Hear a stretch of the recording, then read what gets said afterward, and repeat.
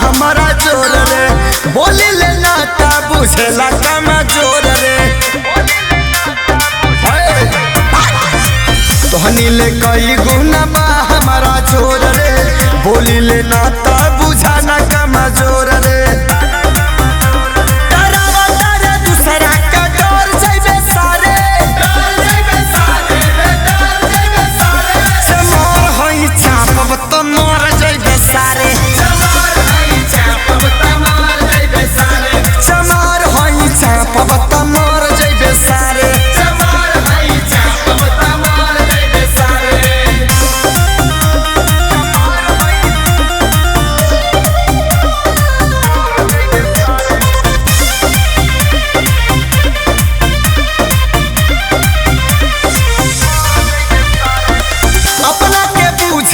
मरद रहना दाल रे छोटी छोटी बात पर कह देला मार रे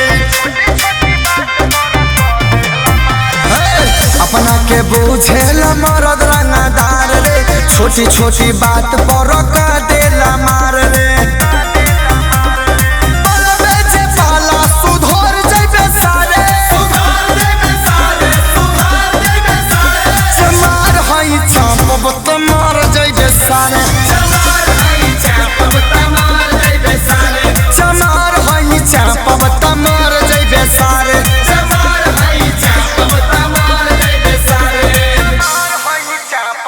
मर जइबे सारे।